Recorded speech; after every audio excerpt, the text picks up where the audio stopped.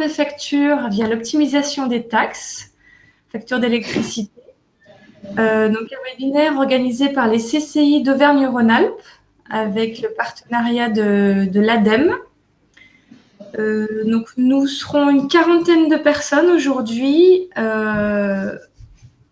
Donc n'hésitez pas à vous exprimer si vous avez des questions.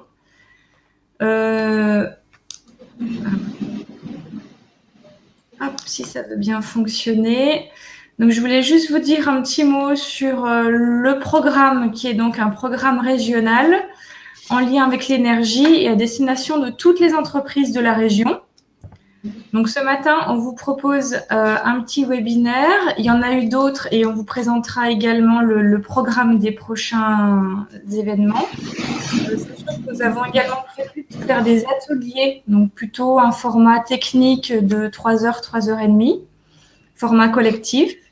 Et également, nous proposons en CCI des visites énergie dans les entreprises, voire des accompagnements personnalisés vraiment selon les besoins des entreprises sur les sujets de l'énergie. Donc, on vous enverra les diapos avec le lien vers les CCI, enfin le site régional de la CCI Auvergne-Rhône-Alpes pour que vous ayez accès à tout l'agenda en ligne. Donc aujourd'hui, nous faisons intervenir Christophe Vatrigan, qui est le dirigeant du bureau d'études ProWatt. Et donc moi-même, je suis Agnès Ballonnier de la CCI de la Drôme.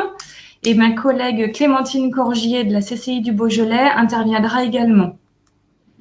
Donc comme nous sommes assez nombreux, les micros sont éteints. Par contre, vous pouvez tout à fait vous exprimer via le chat qui se trouve normalement sur la droite de votre écran.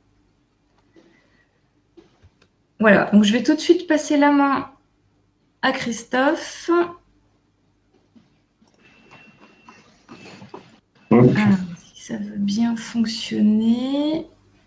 Normalement, c'est bon. Plus dans la liste, qu'est-ce qui se passe? Si, on voit votre écran.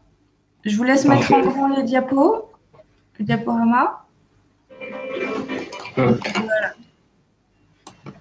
J'espère que c'est bon pour tout le monde et je vous laisse la parole, Christophe. Très bien. Bonjour à tous. Hop. J'essaie de masquer ça.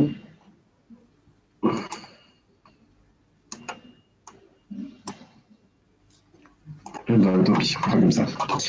Bonjour à tous. Donc un petit webinaire pour identifier si et comment vous pouvez aller réduire votre CSPE, qui est la plus grosse taxe que vous payez sur l'électricité. Hop. Donc 3 parties sur ce webinaire, très rapidement, sur les marchés de l'énergie. En 2, la CSPE, et en 3, c'est surtout, le titre n'est pas bon, les étapes pour déployer la méthode. Alors, là, je vais être très très vite là-dessus, puisque vous avez déjà eu une formation sur les achats d'énergie. Je rappelle simplement que le marché électricité, vous savez, est ouvert à la concurrence, qui devient assez complexe aujourd'hui d'acheter son énergie.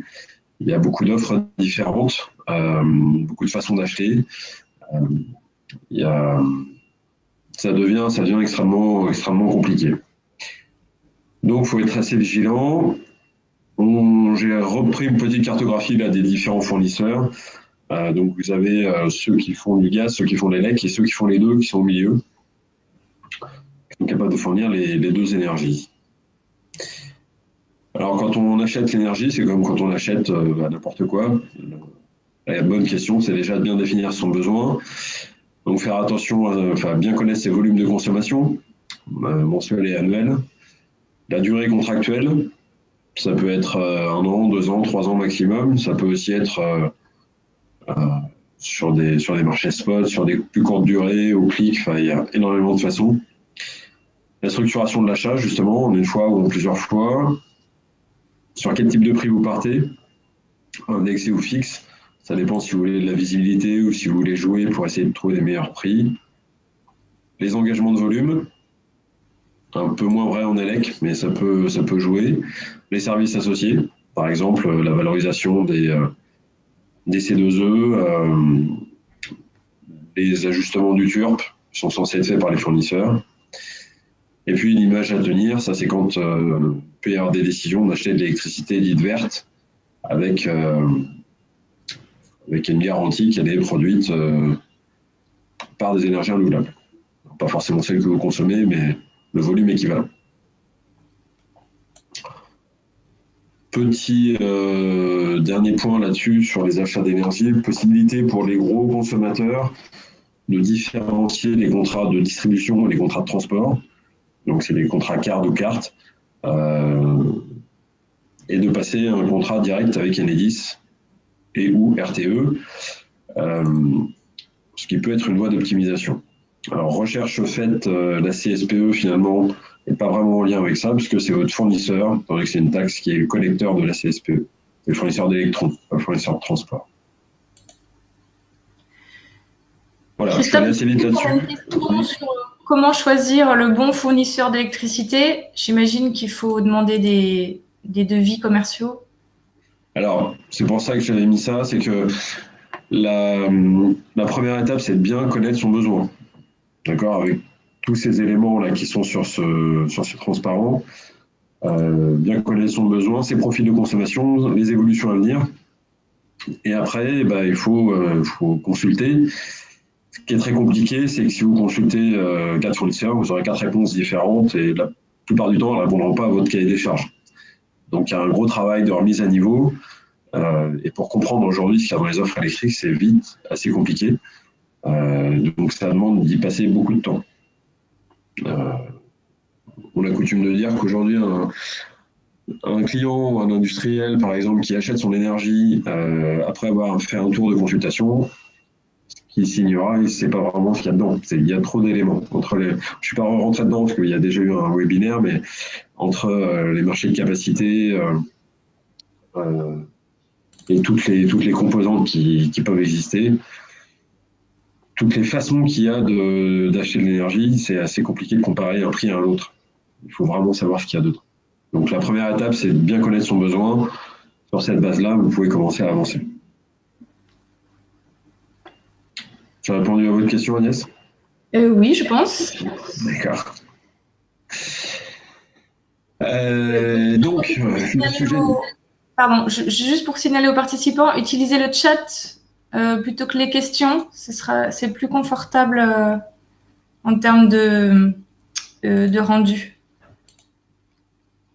Voilà, donc moi, je n'ai pas accès au chat en direct puisque je suis sur la présentation, mais après, il y aura un moment pour que je puisse tenter de répondre à vos questions. Alors, la CSPE, qui est le cœur de la présentation du jour. La CSPE, c'est la contribution au service public d'électricité.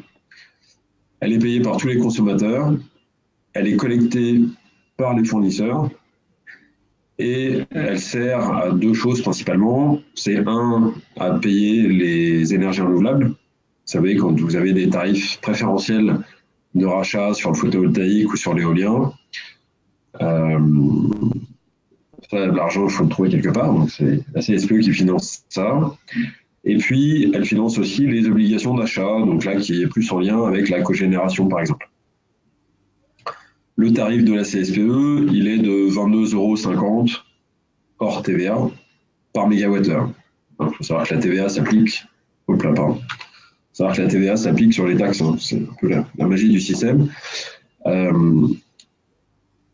Donc, je ne vous ai pas mis de graphe d'évolution de ce prix, puisqu'il est stable depuis au moins 4-5 ans. Il devrait rester stable, pour le peu qu'on puisse le savoir. On n'est pas forcément dans le secret de la Commission de régulation de l'énergie.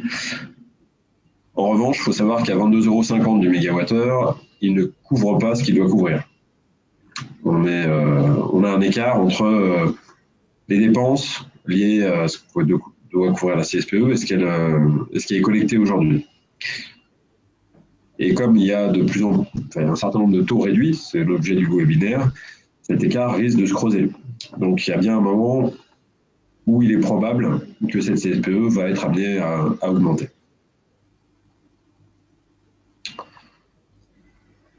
Autre autrefois, donc ça c'était tout début de la libéralisation du marché d'électricité dans les années 2000, l'éligibilité pour les tarifs réduits de CSPE était limitée aux entreprises électro-intensives. Il y a un certain nombre de critères pour être classé électro-intensif, et notamment d'avoir une consommation supérieure à 7 GWh par an. Il peut y en avoir d'autres, notamment sur la stabilité du profil de consommation. Aujourd'hui, on va voir comment est définie l'électro-intensivité, mais tout le monde peut, sous certaines conditions, avoir un taux réduit qui peut être de 7,5 € par mégawattheure au lieu des 22,5, voire jusqu'à être exempté. Alors, il n'y a pas le titre, voilà. De quoi dépend l'éligibilité, pardon, je vais y arriver, pour avoir une exonération totale ou partielle de la CSPE? La première question à se poser, c'est est-ce que vous avez le bon code NAF? Donc, je vous ai mis dans la présentation l'adresse où vous pouvez aller chercher la liste.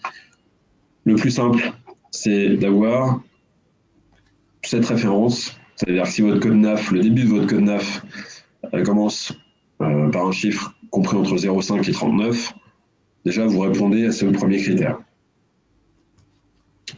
Ça paraît pas dans le bon sens. Le deuxième, c'est la valeur ajoutée de l'année. Donc là, il faut que ce qui a été payé en termes de CSPE, à 22,50 € par mégawattheure, soit supérieur à 0,5% de la valeur ajoutée de l'entreprise sur la même période. On verra avec des exemples après. Donc la valeur ajoutée, c'est une valeur ajoutée officielle qui doit être déclarée et conforme à vos pièces comptables. Vous avez quelques cas particuliers d'exonération totale de la CSPE. Quand vous êtes sur des procédés métallurgiques, donc là c'est comme des très gros sites, la réduction chimique, de l'électrolyse. Vous fabriquez des produits non métalliques, minéraux. Alors ça peut arriver quand le coût de l'électricité représente plus de la moitié du coût d'un produit. Et puis quand on produit des produits énergétiques ou de la production d'électricité, on peut en être exonéré aussi. Je ne pense pas que ça concerne grand monde dans le tour de table, mais il faut le savoir. Alors comment est-ce qu'on va déterminer un taux réduit de CSPE? Il y a un certain nombre d'étapes. Il faut définir le ratio d'électro-intensivité. Donc ça, pour le faire, on va calculer le nombre de kilowattheures sur une période, divisé par la valeur ajoutée sur la même période. Finalement, c'est le nombre de kilowattheures par euro de valeur ajoutée. Ensuite, on va vérifier son niveau d'exposition au risque de fuite carbone. Alors, on a parlé du code NAF tout à l'heure. Le risque de fuite carbone, lui, il est lié à un code équivalent au niveau européen qui s'appelle le code NAS. Et je vous ai mis aussi la liste des sites qui étaient, des codes NAS considérés comme soumis au risque de fuite carbone. Alors, je fais un petit focus là-dessus. Quand on est exposé au risque de fuite carbone, on est aussi éligible à un taux réduit de TICGN sur le gaz, taxe intérieure sur la consommation de gaz naturel. C'est très intéressant et très important de se poser cette question. En revanche, attention, la liste des codes NAS qui sont considérés comme soumis au risque de fuite carbone va être drastiquement réduite à horizon 2021. Et sur la TICGN, c'est assez important puisque ça nous permet de passer de 8,45 € aujourd'hui à 1,60 € par mégawattheure. Alors, comment est-ce qu'on détermine quels sont les taux réduits? Donc, les trois choses qu'on va regarder, c'est ça. C'est le ratio d'électro-intensivité, comme on l'a calculé au-dessus, au point numéro 1. Et puis, si on est soumis ou non au risque de fuite carbone, on aura un taux différent. Alors, quand on fait notre ratio d'électro-intensivité, si on est supérieur à 3 kWh par euro de valeur ajoutée, si on n'est pas soumis au risque de fuite carbone, on va payer 2 € de CSPE par mégawattheure. D'accord? Donc c'est 20 € de moins que le prix standard. Si vous êtes soumis au risque de fuite carbone, vous ne payez que 1 €. Et en fait, ce sont les seuils d'électro-intensivité qui vont déterminer votre réduction de CSPE. Donc si vous êtes entre 1,5 et 3 kWh par euro de valeur ajoutée, votre CSPE passe de 22,50 € à 5 € de mégawattheure. Et là encore, vous gagnez 2,5 € divisé par 2 quand vous êtes soumis au risque de fuite carbone. Enfin, si votre ratio d'électro-intensivité est inférieur à 1,5 kWh par euro de valeur ajoutée,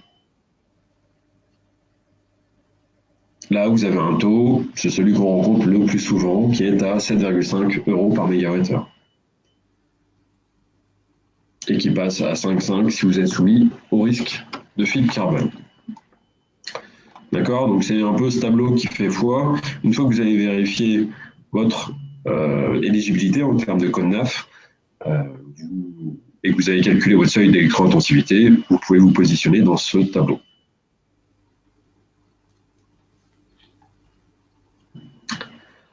Alors, quand vous lancez une procédure au niveau de la CSPE, au niveau d'une année N, vous pouvez aller chercher les 2 années précédentes. D'accord? Attention, je crois que pour cette année, parce qu'on se rapproche de la fin décembre, je crois que ça devient compliqué d'aller chercher pour 2016. D'accord? Donc c'est quelque chose qui se pilote d'année en année, et c'est auprès des douanes qu'on va instruire ces dossiers. Le délai de traitement, il est de 6 mois, au moins, on pourrait dire. Quels sont les documents à envoyer par lettre recommandée aux douanes? Ce n'est pas dématérialisé du tout. Hein. C'est votre calcul de valeur ajoutée. C'est-à-dire qu'il y a un petit calcul, ça peut varier un tout petit peu entre votre valeur ajoutée déclarée comptablement et ce qui vous est demandé. L'annexe 410 et puis 2 CERFA qui sont à remplir. Et il peut y avoir des documents annexes sur papier libre si nécessaire. Alors la procédure n'est pas hyper complexe, mais elle est un peu roborative dans le sens où c'est beaucoup d'administratif.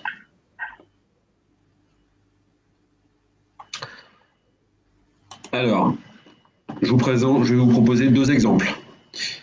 Le premier pour un client, un industriel, qui a une activité de tri et de recyclage de pneus. Il a une puissance souscrite de 200 kVA, un code NAF 3832Z. Il n'est pas soumis au risque de fuite carbone, et puis on a signalé ses consommations 2016-2017 et sa valeur ajoutée. Alors, on va faire les choses par étapes. D'abord, on va se poser la question, est-ce que son code NAF est valide? Donc, 3832Z, je rappelle, 38 c'est compris entre 0,5 et 39. Et on est sur un code NAF éligible. Sa valeur ajoutée de l'année, est-ce qu'elle est bien supérieure à ce qu'il a payé en CSPE à 22,5, est-ce que c'est bien supérieur à 0,5% de sa valeur ajoutée? On a fait le calcul là, oui, pour les 2 années. Ensuite, on va calculer son ratio d'électro-intensivité, c'est-à-dire c'est sa consommation sur sa valeur ajoutée, toujours sur 2 périodes identiques, évidemment.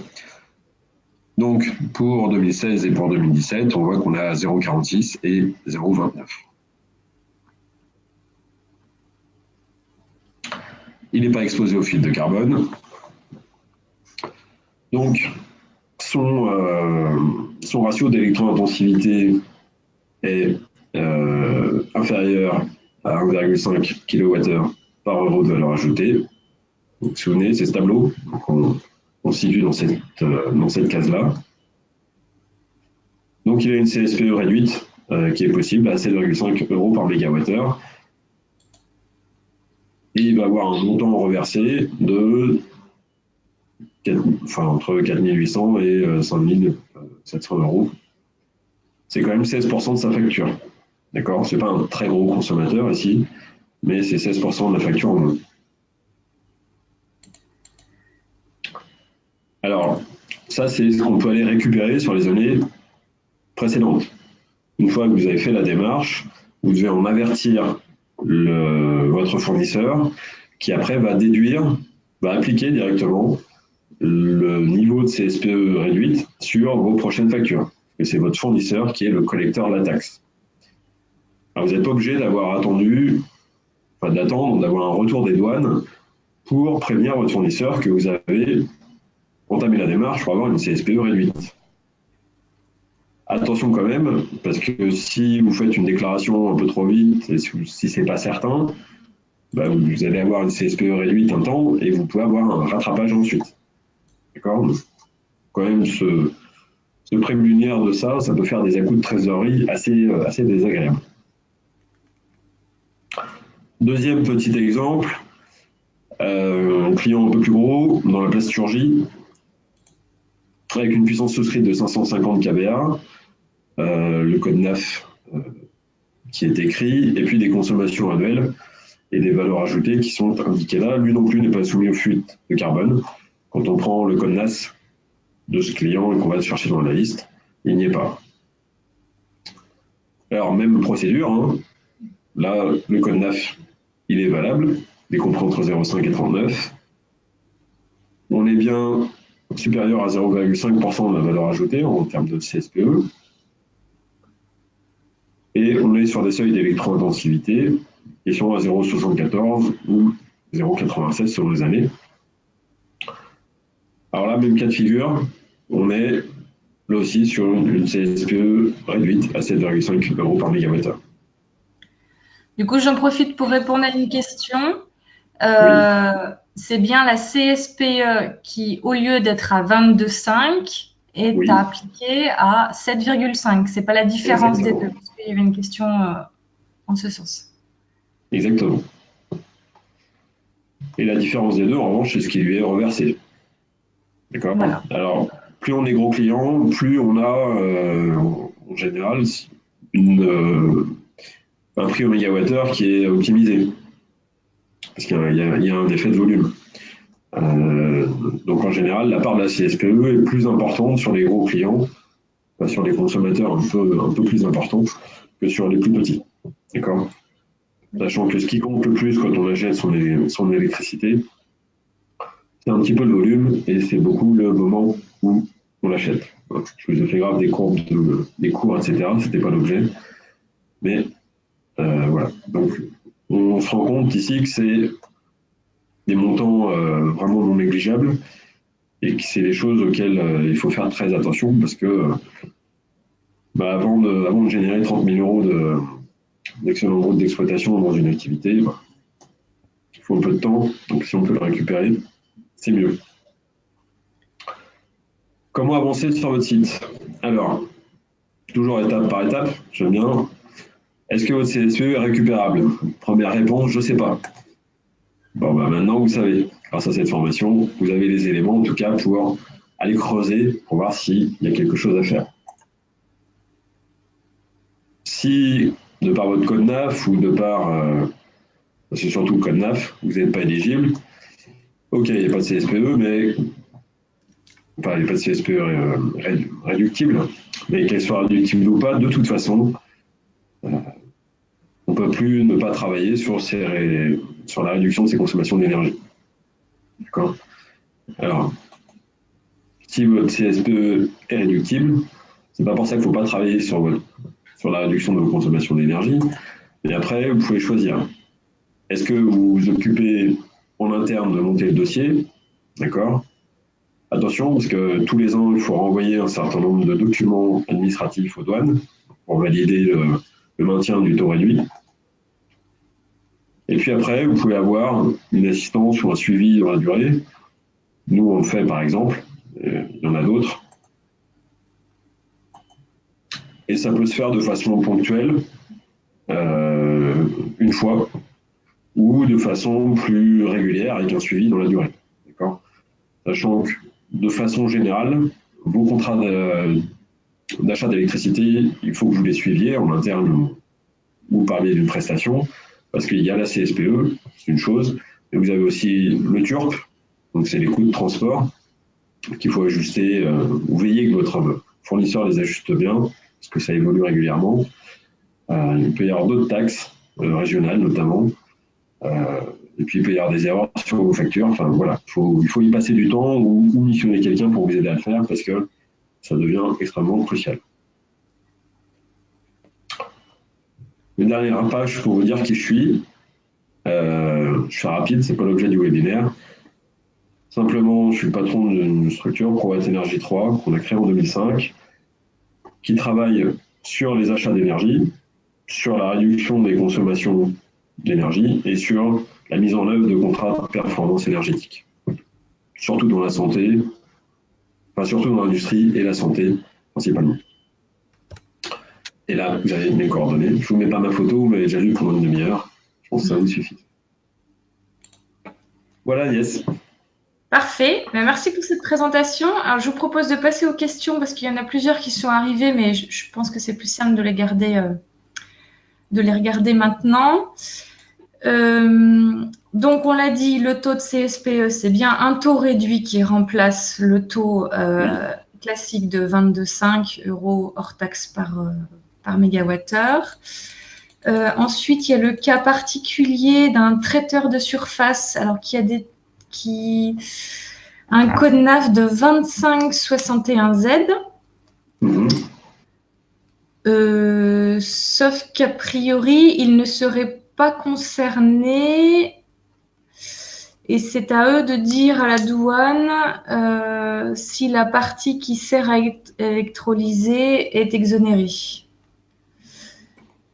Du coup, devons-nous détailler le courant qui va dans l'électrolyse ou devons-nous considérer que toute notre consommation électrique est exonérée? Alors ça, c'est peut-être un cas particulier, je ne sais pas. Alors, c'est le cas d'exonération totale. D'accord. C'est effectivement si on est classé comme activité d'électrolyse, ça peut générer une exonération totale. Alors après, quand on a une part exonérable totalement et une part qui l'est pas, effectivement, j'ai pas la réponse. Je sais pas, il doit y avoir une proportion. En général, c'est comme ça que ça marche, mais à vérifier. C'est-à-dire que si l'électrolyse représente plus de, je sais pas, 80 ou 90% des consommations, il est probable que ça puisse être une exonération totale. C'est peut-être le code NAF aussi qu'il faut regarder. J'ai pas traité ce genre de cas, donc ça c'est à préciser. Oui, donc du coup à creuser dans ce cas particulier. Ensuite, par rapport à l'année 2016, quelle est la date limite pour demander le remboursement? Je crois qu'on y est ou qu'on vient de la passer. Parce qu'il y a un délai d'instruction des dossiers, en fait. Et ça vaut peut-être le coup d'essayer là rapidement pour aller récupérer 2016. Mais je suis pas sûr que ça puisse durer encore. Côté date d'échéance, normalement, c'est avant le 31 décembre. D'accord. Mais je crois qu'il faut que les dossiers soient reçus et qu'il y ait eu un accusé de réception justement avant le 31 décembre.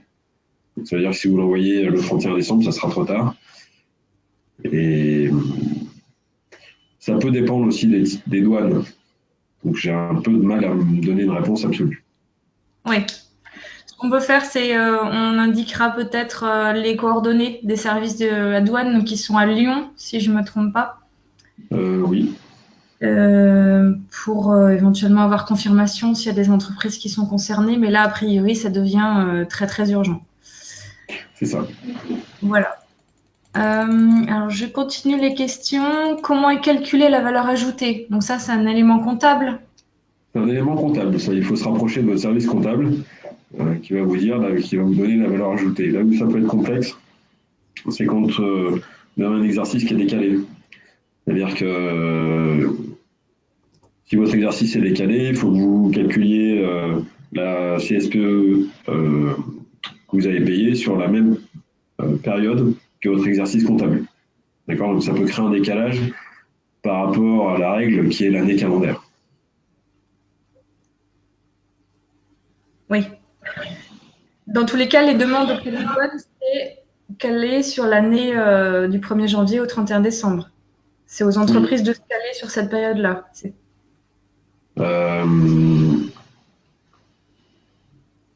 Je suis pas certain qu'on puisse pas demander sur une autre période. Et dans ces cas-là, ça crée. Enfin, recalculer. Dans ces cas-là, il faut recalculer la valeur ajoutée sur l'année calendaire. Je sais pas. Je crois qu'on peut demander. Là aussi, il faudrait que je vous le confirme. Oui, je sais pas si on peut demander sur un exercice décalé. Très bien. Ou peut-être si certains des participants ont déjà eu ce cas de figure avec des années comptables décalées, s'ils peuvent nous donner l'information. Sinon, donc, on vous fournira les diapos. Oui, je ne l'ai pas précisé, bien sûr. Vous l'aurez en PDF.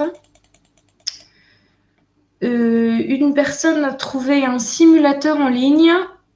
C'est celui d'Opéra Énergie. Je ne sais pas si vous le connaissez. Simulateur CSPE en ligne sur le site Opéra Énergie. Oui. C'est un de nos confrères. Donc, oui. Peut-être que ça va. Probablement qu'il fonctionne. De toute façon, les règles ne sont pas dramatiquement compliquées. Hein. C'est celle que je vous ai expliqué.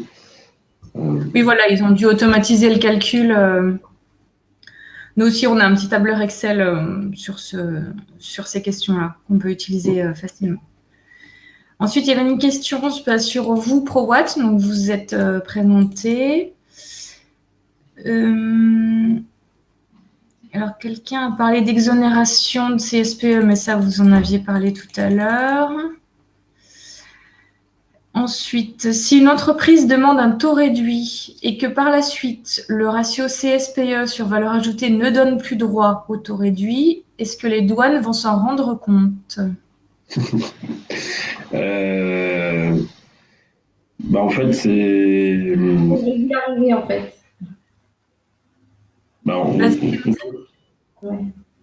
Pardon? Bonjour, c'est Clémentine, la CCI du Beaujolais. Je réponds. Ils vont s'en rendre compte, oui, s'ils font un contrôle, sachant qu'en fait, c'est du déclaratif tant qu'il n'y a pas de contrôle. Donc, c'est vraiment à l'entreprise de s'assurer qu'elle est dans les conditions pour bénéficier du taux réduit. Et l'entreprise doit régulariser, doit faire un bilan tous les ans de sa situation, justement pour vérifier dans quel cas vous êtes. Donc, si vous n'avez plus droit à la réduction, vous devrez rembourser la différence. Donc, il faut vraiment suivre tous les ans votre taux et vos conditions. Donc, recalculer tous les ans la consommation par rapport à la valeur ajoutée, les deux ratios que Christophe a présentés tout à l'heure. De toute façon, il y a un SARFA ou deux à renvoyer tous les ans pour continuer à bénéficier de l'exonération. Oui. Je continue dans les questions. Joanne Gros dit que dans la Loire, une entreprise qui fait de l'électrolyse a une exemption totale uniquement sur la partie de l'électricité qui sert à l'électrolyse. Ce que vous disiez tout à l'heure, en fait, il faut découper l'activité, une partie éligible, une partie pas éligible, ce qui veut dire que le reste peut être en taux plein ou en taux réduit. Donc ça, je pense qu'on regardera ce cas précis. Si une entreprise produit l'électricité photovoltaïque, est-ce qu'il y a une exonération? Normalement, la production d'électricité est exonérée. D'accord? C'est ce qui peut aider à rendre rentable les autoconsommations d'électricité issue de photovoltaïque, justement. Puisque le but de la CSPE étant notamment de participer au développement du photovoltaïque, refaire payer le photovoltaïque refaire payer la CSPE à du photovoltaïque, ça ne marcherait pas. Après, ça dépend du montage juridique.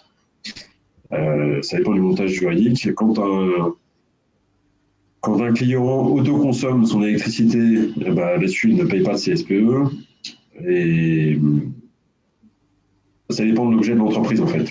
Si c'est un fournisseur d'électricité qui produit avec du photovoltaïque, je crois qu'il devra en être exonéré. Si c'est une entreprise qui installe les panneaux solaires, c'est pas la même chose. Oui, là, a priori, c'est une entreprise qui, en plus de son activité, produit de l'électricité photovoltaïque. Bah, cette électricité-là, elle n'est pas soumise à CSPE. Voilà. Par contre, la Après, consommation de l'entreprise, du reste de l'entreprise, j'imagine que oui. bah, oui, si c'est pas son activité principale, la production d'électricité, après, il faut regarder son code NAF pour voir s'il est éligible à une CSPE réduite. Oui. Ensuite, il y a des questions sur ProWatt. Donc, peut-on vous consulter pour trouver un nouveau fournisseur d'électricité? Oui. Avec Pouvez-vous plaisir. accompagner les entreprises dans les démarches d'exonération? Oui. Le simulateur de la CCI, en fait, c'est juste un petit tableur Excel, mais ça, on pourra vous le joindre à l'envoi, il n'y a pas de souci. Et ensuite, il y a une personne qui donne les liens vers les formulaires CERFA. Alors ça, on a prévu de vous envoyer le lien vers un document fait par Joanne Gros de l'EDEL dans la Loire, qui reprend justement tous les documents dans l'ordre, voilà, et à qui il faut les envoyer et comment les remplir. Donc tout ça, on vous l'enverra également. Alors, je pense qu'on a fait le tour des questions. Je vais repasser la parole à Clémentine qui voulait présenter un retour d'expérience côté CCI. Alors, Clémentine, du coup, je te vois maintenant comme organisateur. Donc, Oui. Par contre, est-ce que tu peux mettre le diaporama ou c'est moi qui le... eh ben, je vais le montrer moi comme je l'ai déjà chargé. On va faire comme ça. Ok, très bien. Oui, je voulais juste apporter quelques petites précisions ou compléments, mais ça rejoint tout à fait ce qui a été dit précédemment. Ouais. Alors, est-ce que c'est bon? Parce que moi, je vois. Non, je vois pas le. Enfin, moi, je vois pas le diaporama là. Mais... Ah, alors, attendez. Hop.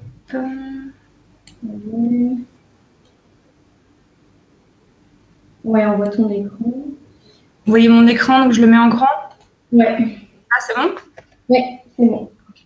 Voilà, donc ce qui a été dit, je reviens juste dessus, c'est pas très compliqué, mais il y a beaucoup de documents et il faut juste bien faire les choses dans l'ordre.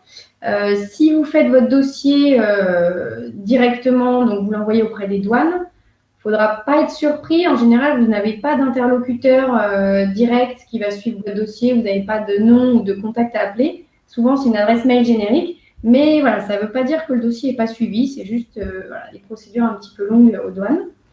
Les montants, ils peuvent être importants, on l'a vu tout à l'heure. Et puis, oui, il y a quand même ce que moi j'appelle deux démarches assez distinctes. C'est-à-dire qu'il y a d'un côté la demande de remboursement que vous pouvez faire, comme on l'a dit, jusqu'à 2 années en arrière. Et puis, il y a la démarche de déclaration pour les factures prochaines.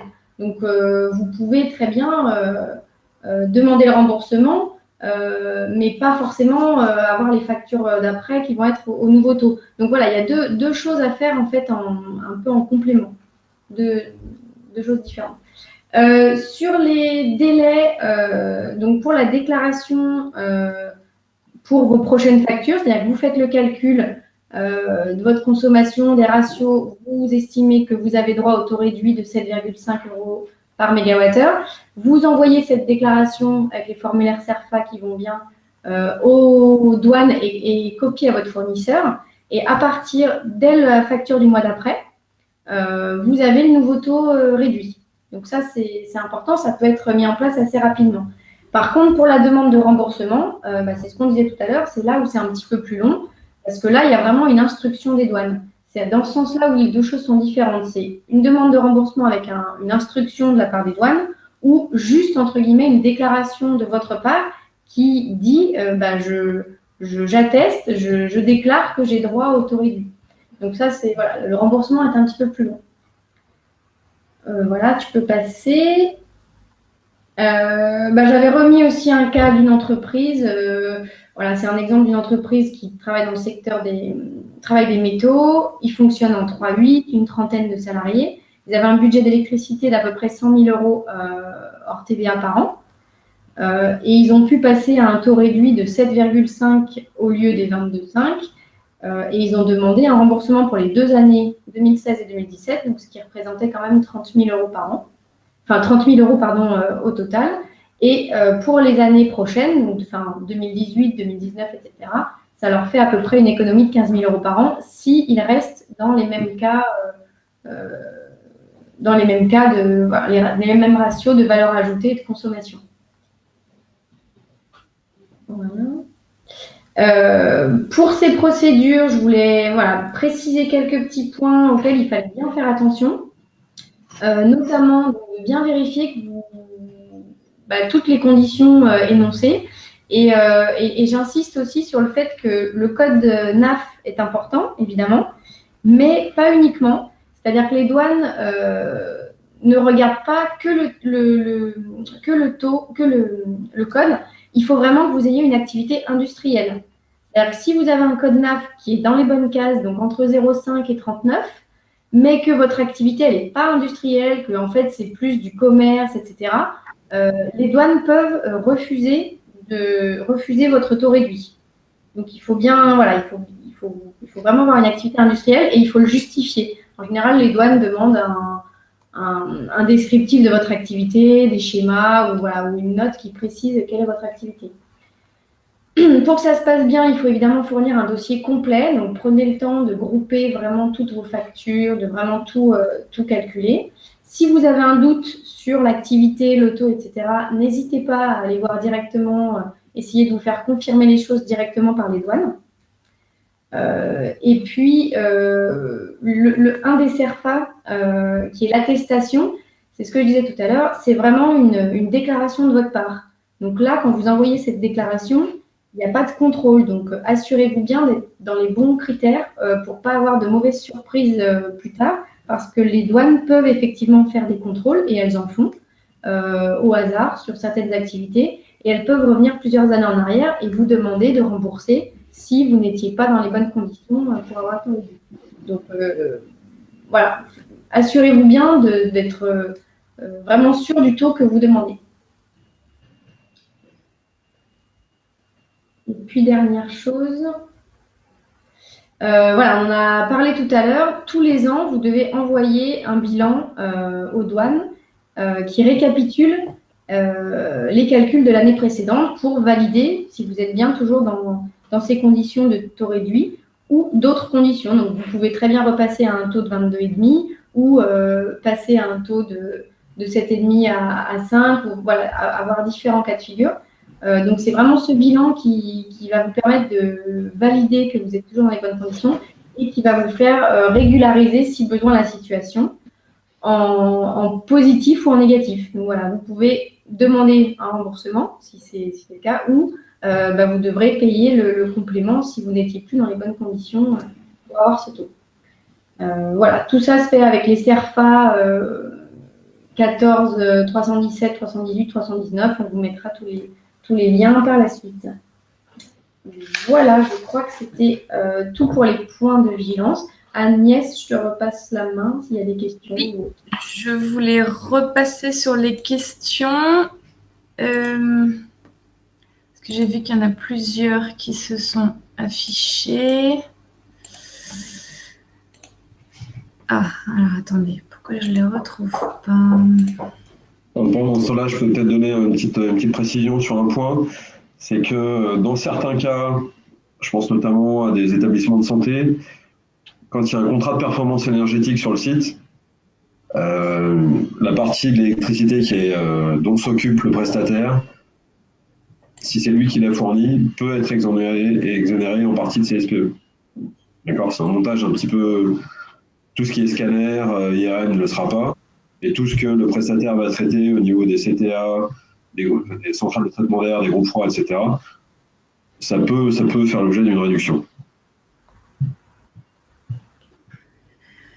Très bien. Alors, Voilà, je retrouve les questions.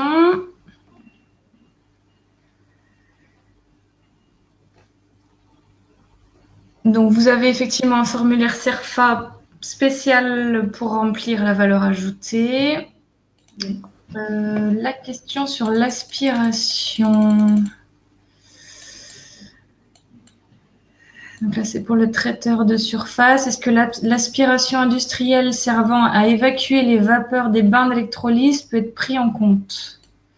Je ne sais pas si vous avez des éléments, parce que c'est une question très Très précise. technique, oui. Alors après, vu que c'est intimement lié au procédé d'électrolyse, oui, la question c'est où est-ce qu'on met la frontière? Est-ce que c'est l'électrolyse en elle-même ou est-ce que c'est ce qui concourt à faire l'électrolyse? Oui. Ce qu'on peut faire dans ce cas vraiment en particulier, c'est de vous mettre en relation avec l'entreprise de la Loire, qui a priori a déjà fait les démarches, voilà, pour voir jusqu'où s'arrêter. Et sinon, il y a une autre question, la rétroactivité sur quelle durée? On disait 2 ans, à condition d'être pas trop en fin d'année.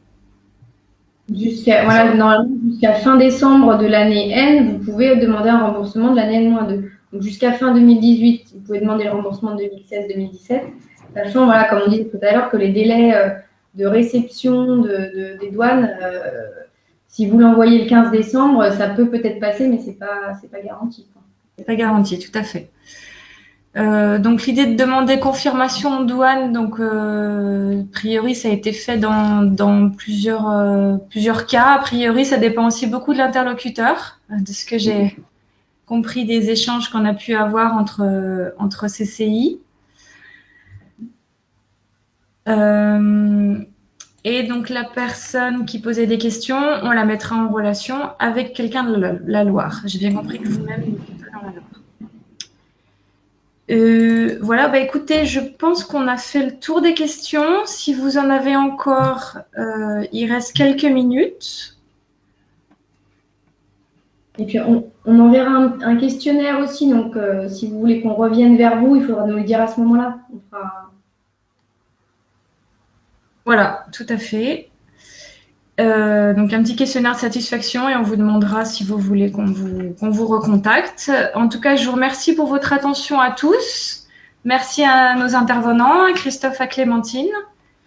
Et puis il y a d'autres sujets sur l'énergie. Tu peux remettre la dernière. J'ai failli oublier. Alors, comment je remets là? Est-ce que mon écran est visible, Clémentine? Oui. Oui. Donc, juste pour vous dire que là, donc, le webinaire de ce matin, c'était le 3e. Il y en avait déjà eu un sur l'éclairage et un autre sur l'achat d'énergie. Et donc, dans les prochaines dates, si les sujets vous intéressent, on vous invite à noter donc les prochains événements. Le 14 janvier, on fera un webinaire sur le solaire photovoltaïque en entreprise. Le lundi 11 février, on parlera d'ISO 50001 et de Pro SMEN. Le 11 mars, on fera un webinaire plus technique sur l'air comprimé. Le 8 avril, un webinaire sur la performance énergétique dans l'entreprise. Et le 13 mai, normalement, un webinaire sur la récupération de chaleur. Donc, les webinaires sont tous prévus de 11 à 12, plutôt les lundis matins. Voilà, c'est un rendez-vous qu'on essaye de fixer, en tout cas de proposer aux entreprises. On vous donnera les liens pour vous inscrire en ligne. En général, il y aura une diffusion par votre CCI quelques semaines avant chacun de ces événements. Et voilà, bah écoutez, on vous remercie pour votre attention.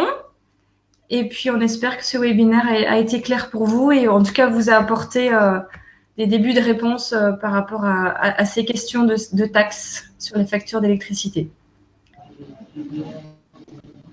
Merci à tous. À bientôt. Merci. Au revoir. Au revoir.